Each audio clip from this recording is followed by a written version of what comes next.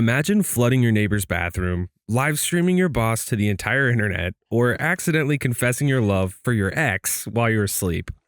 Yeah, these are real stories people have shared on Reddit, and today we're counting down 10 of the wildest TIFUs ever posted. And trust me, number 3 might make you uninstall your phone and move out of the country. Without further ado, here's story number 1. This one's called TIFU by sending the wrong picture. So yesterday, I was at work. My girlfriend texted me asking what I was doing. I replied, working hard. She jokingly said, send me proof. No problem. I snapped a quick pic of my desk with my laptop, papers, and the coffee I'd already refilled twice. Super boring, but whatever. At the same time, my buddy had sent me a cursed meme. Shrek photoshopped onto a very NSFW picture. Like nightmare fuel level of cursed. That's great. It was sitting in my gallery right next to the desk photo. You can guess what happened next. I clicked, sent, put my phone down, and went back to typing. Not even a minute later, my girlfriend replied, excuse me? Confused, I opened my messages and saw, in all its horrifying glory, the Shrek meme staring back at me from our chat.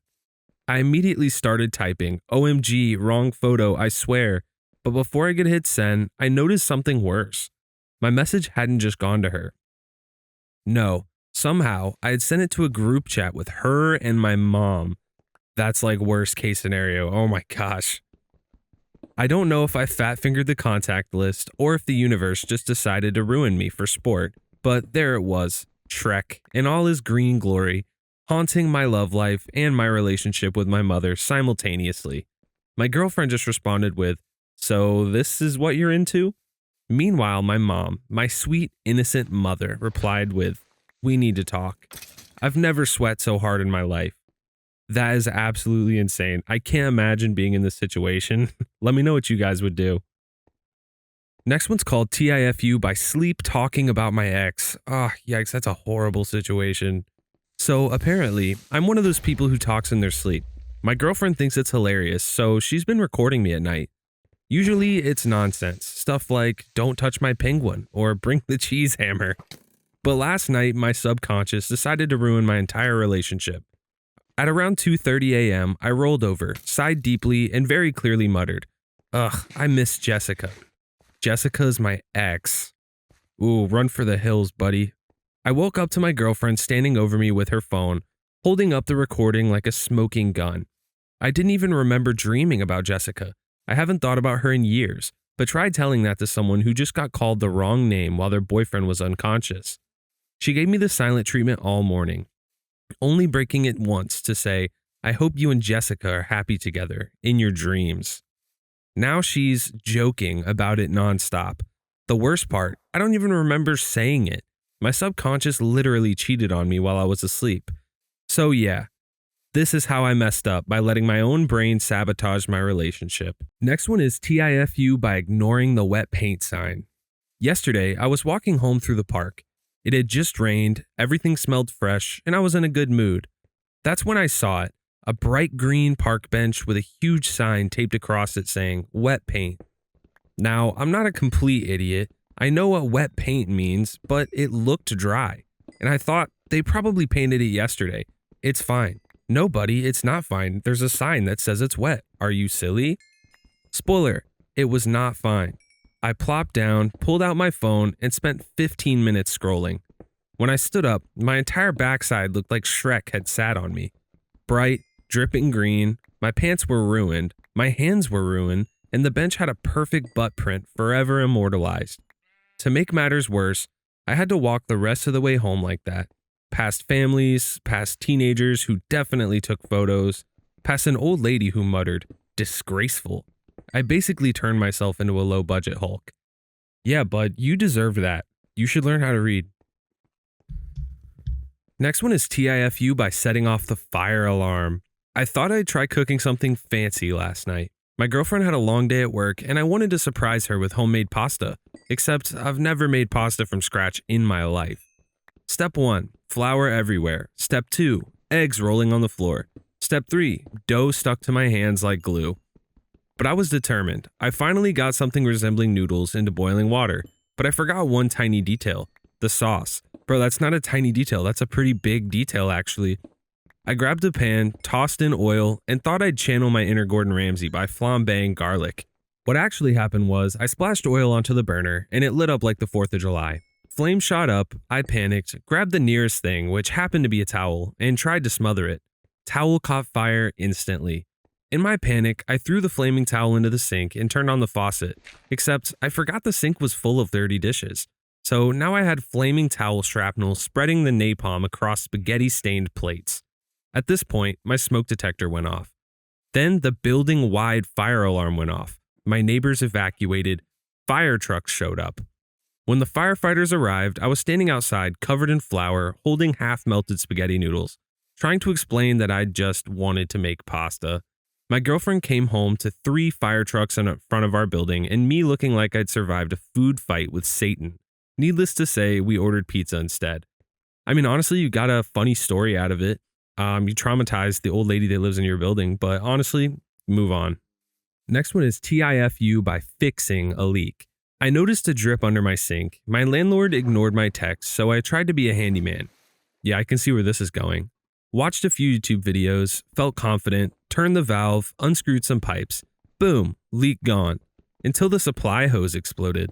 Water blasted everywhere. I tried to shut it off, but the old valves were corroded and wouldn't budge. I ended up sprinting to the basement, shutting off the entire building's water, and flooding my kitchen and my downstairs neighbor's bathroom in the process. The fire department came, a real plumber fixed it in 10 minutes. My neighbors now call me Poseidon. Yeah, you earned. This one should be good. TIFU by live streaming my boss. I work in social media, which makes this even worse. Part of my job is running brand accounts, doing lives, and interacting with followers. I also have a personal creator account. The apps look basically identical on mobile. Monday morning, I had to join our company Zoom for the weekly leadership meeting. My laptop decided it wanted to update for 3 hours, so I grabbed my phone. Problem is, the Join Meeting button on my work app is right next to the Go Live button on my Creator app. Guess which one I hit? Oh, you're cooked. At first, I thought I was in the meeting. My boss was droning about KPIs, everyone's little camera squares were up, and I muted myself. Meanwhile, on my personal page, I was broadcasting my confused face to dozens, then hundreds of viewers. The stream title? From last week's AMA, Ask Me Anything, Unfiltered. The comments rolled in fast. Bros at work right now? Blink twice if your boss is holding you hostage. Is this man really streaming a PowerPoint? I thought it was weird that Zoom had a chat overlay. Then someone sent me a rose. That's when my stomach dropped. I scrambled to the end stream, but accidentally flipped the camera. Now the entire internet could see my screen, my boss's forehead, a donut-shaped pie chart, and a file on my desktop named Q3 Cuts, Final. Viewers went feral. I killed the stream, muted myself in Zoom, and sat frozen while Slack exploded. Did you just go live? Chat loved the synergy slide. Congrats on viral engagement. HR pinged me 5 minutes later with a cheerful, quick chat. They were calm, but terrifying. We discussed information security and brand risk. I apologized so many times, I think I invented a new religion. They made me take extra training and told me not to live stream during work hours, which is fair. Then my boss messaged me, "Can you send me the link? Might be good engagement insights." I pretended my phone died. Now our office mug collection includes one that says, "Blink if you're held hostage by PowerPoint." Thanks, Internet. Next one is TIFU by bringing spicy brownies to the PTA. Oh my gosh. My sister asked me to bake something for her kids' school's PTA bake sale. I wanted to impress, so I found a gourmet brownie recipe online. It called for espresso powder to boost the chocolate flavor and suggested an optional pinch of cayenne pepper to add depth. I thought, optional? No, required. Except my brain decided a pinch meant 2 teaspoons. Very dumb. I also doubled the espresso because more coffee equals more flavor, right? When I pulled them out, they smelled amazing. Rich, fudgy, just a hint of spice. I cut them into neat squares, dusted them with powdered sugar, and strutted into the bake sale like I was bringing culinary perfection. Parents swarmed the table. My brownies sold first. Within minutes, people started reacting. A dad shouted, "These have a kick," before sprinting to the lemonade table. And a mom said, "Wow, I'm awake now," and bought 4. The gym transformed into chaos. Adults were jittery, talking at double speed. Kids were running laps around the bleachers.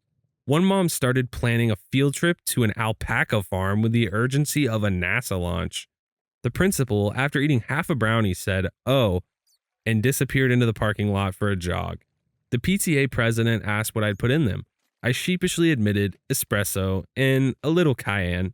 She raised an eyebrow and said, "Next time, maybe half." At least they raised a record amount of money. I'm now brownie guy at school functions, whether I like it or not.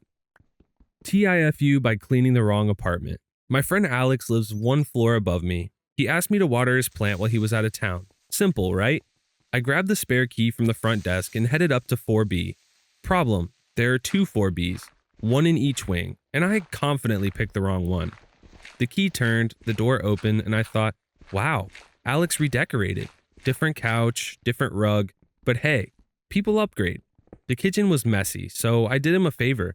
Washed dishes, scrubbed counters, even vacuumed. I watered the plant by the window too. An hour later, the door opened. It wasn't Alex. It was a woman I'd never seen in my life. We locked eyes, me holding a vacuum, her holding a tote bag. I babbled explanations. Friend's apartment, wrong key, so sorry, while she just blinked, then started laughing so hard she had to sit down. "You clean my kitchen," she said. "Do you do bathrooms?" We called Alex on speaker. He laughed so hard he nearly hung up. Turns out his 4B was in the other wing. Now the woman, Priya, texts me jokes asking about hiring me again. I might have accidentally started a cleaning business. Honestly, get your bag, king. This next one's very unfortunate. TIFU by dyeing my hair in a rental. Quarter life crisis. Bought midnight blue box dye. My bathroom is tiny, but I laid down trash bags and thought I was safe. It went fine at first, until my glove tore. Dye dripped into the tub, the grout, even the shower curtain. I wiped it with toilet paper, which instantly became paper mache glued to the stains. The tub now looked like a crime scene from Avatar. I googled remove dye from tub at 11:45 p.m. and tried every trick. Baking soda paste, vinegar, bleach. The bleach triggered the smoke detector. That can happen?